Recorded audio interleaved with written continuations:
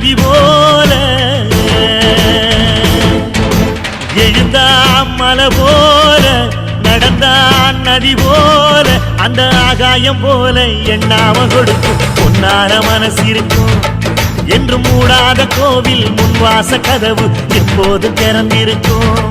அந்த வெட்டருவாம் மீசைக்குத்தான் எட்டூரும் பணிஞ்சிருக்கும் அவ தொட்டு தந்த நெல்லுமணி முப்போக விளைஞ்சிருக்கும்